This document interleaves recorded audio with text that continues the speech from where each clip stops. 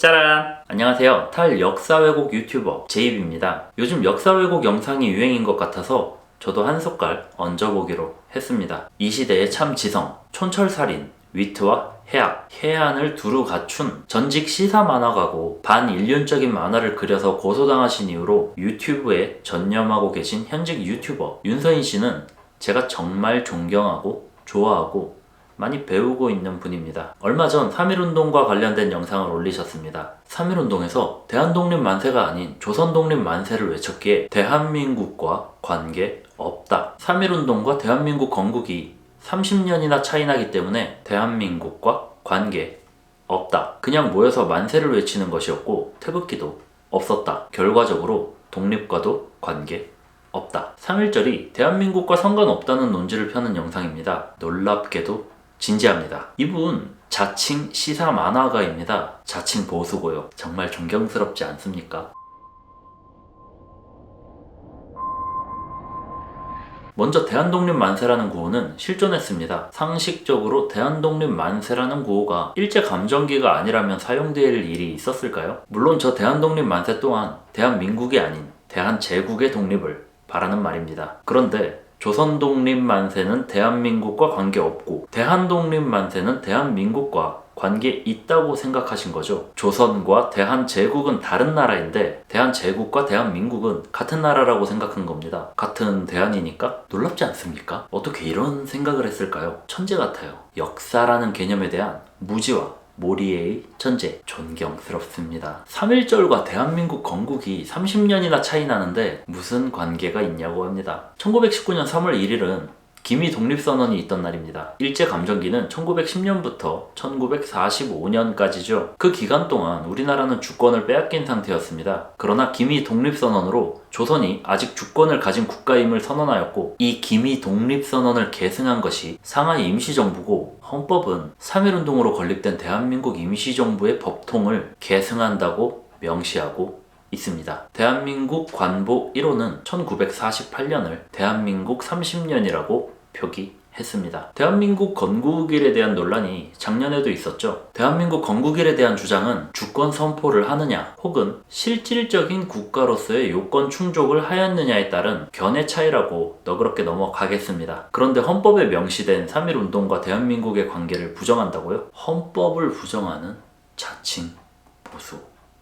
대단하지 않습니까? 보수의 새 지평을 열고 계십니다. 존경스럽습니다. 너무 멋있어. 미국이 독립 후 실질적으로 국가의 3대 요건을 갖춘 날은 1789년 9월 24일입니다. 하지만 미국의 건국절은 독립선언서가 작성된 1776년 7월 4일입니다. 역사적으로도 법적으로도 명시된 건국절입니다. 국경일은 법적인 절차와 합의를 통해 정해지는 겁니다. 3.1절도 건국절로 정한다면 그리 되겠죠. 충분히 의미 있는 날이니까요. 요즘은 인터넷으로 검색하면 원하는 정보를 다 찾을 수 있는 시대입니다. 그런데 안 찾아보고 저런 소리를 한다는 게 놀랍지 않습니까? 윤서인 씨의 그 뻔뻔함과 용기 존경합니다. 태극기는 대한제국도 아니고 조선의 국기입니다. 조선시대 물건이라는 얘기입니다. 당연히 3.1운동 당시에도 태극기는 존재했습니다. 그냥 단순히 모여서 만세를 외치는 운동이고 독립과 아무 상관없다고요?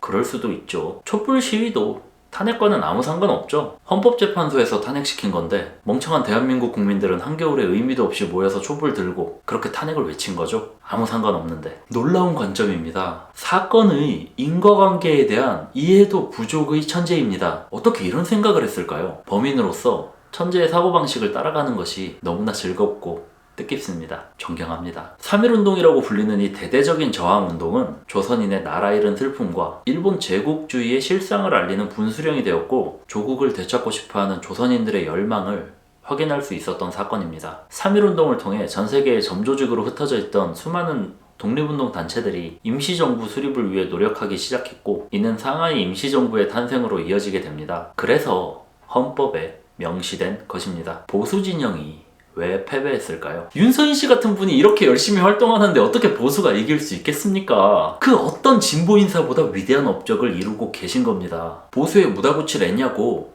진보의 다크나이트입니다. 윤서인 씨 정말 존경하고 많이 배우고 있습니다. 윤서인 씨 볼 때마다 저렇게 살지는 말아야겠다고 생각합니다.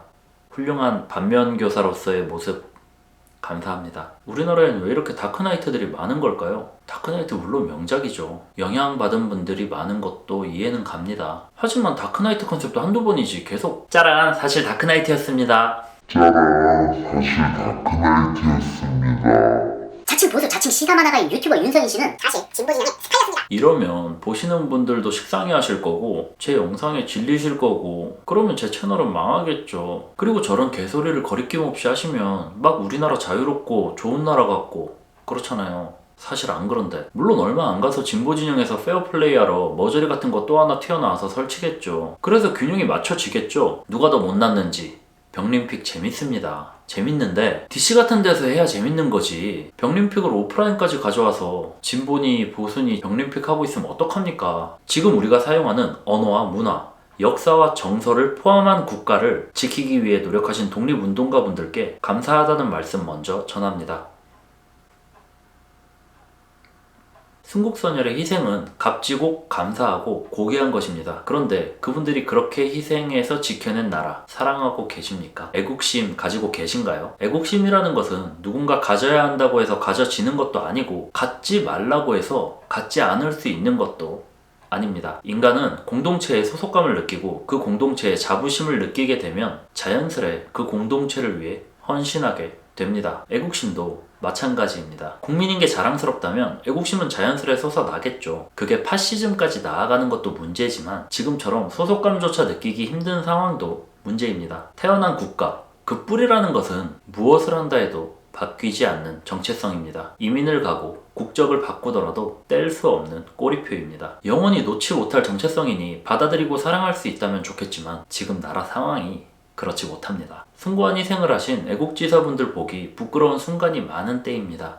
저는 애국심을 가져야 한다는 교육을 받았습니다. 애국심을 가져야 한다고 교육을 하면 애국심이 생길까요? 그래서 저는 애국심을 가지고 있을까요? 부디 대한민국이 사랑할 만한 가치가 있는 나라가 되기를 바랍니다. 조국을 사랑하고 그 사랑하는 조국에서 살 수 있다면 삶의 질이 훨씬 높아지겠죠? 국민은 보여줄 만큼 보여줬다고 생각합니다. 이제 정부도 뭔가 보여줬으면 좋겠습니다. 언제까지 국뽕은 국민이 채우고 정부는 빨아먹기만 할 겁니까? 이딴 뉴스 말고 정부가 국뽕 채워주는 뉴스 볼 수 있길 바랍니다. 역사 왜곡하는 사람들이 많아지면서 올바른 역사관과 통찰력이 무엇보다 중요한 시대가 됐습니다. 역사 왜곡을 법으로 금지하기보단 올바른 역사관을 심어주는 것이 중요하다고 생각합니다. 남녀 갈등, 역사 왜곡. 사회가 너무 심하게 병들어가고 있는 것 같습니다. 어디서부터 손대야 할지 감이 안 옵니다. 근데 저는 그래도 됩니다. 저는 감이 안 올 수 있습니다. 정치하는 분들까지 그러시면 안 되죠. 금지하고 규제하고 차단하지 말고 건설적인 해결 방법을 찾으십시오. 그거 하라고 뽑아놓은 자리입니다. 그거 못하겠으면 제발 배치 반납하십시오. 유튜브 독립 만세를 외치는 날이 오지 않기를 바랍니다. 지금까지 탈역사 왜곡 유튜버 제이비였습니다. 감사합니다.